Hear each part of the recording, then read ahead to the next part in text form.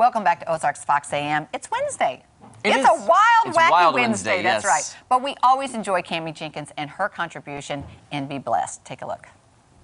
I grew up with cattle on all the land surrounding our house. I was never scared to be near a cow until one day I was out walking the land and I saw a calf that couldn't have been a year old trying to play despite that his legs were almost too weak to hold him.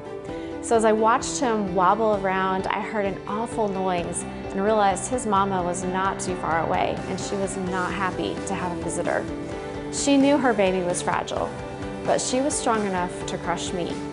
I got to a tree line and bolted out of there as fast as I could. That little calf didn't have a clue there was anything going on. He didn't even know how fragile he was. Unlike that calf, there are days that I feel absolutely fragile. Do you ever have days like that? Like your legs are on steady ground, or that you just wouldn't survive if anything came up against you that day? I think that's normal. But what we need to remember is that when we are fragile, God is just as strong as ever. Isaiah 40:28 and 29, the Lord is the everlasting God, the creator of all the earth. He never grows weak or weary. He gives power to the weak and strength to the powerless. God is my protector no matter what comes against me. I know this to be true based on what He has helped me through in the time and time again. The one thing I wish is that I would be so trusting of Him that I wouldn't even worry.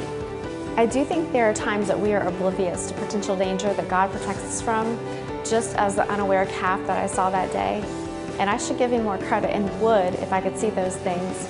But the things and situations I do see, why do I worry so much? I pray that I will live in a way that I act on the faith that I say that I have and that I think that I have, with complete trust that God won't grow weary and that He will strengthen me and protect me. And that's not being unaware of or denying my frailty, but it's living boldly despite it. To me, trusting in the strength of my Heavenly Father gives me freedom for living, and I pray the same for you. Be blessed.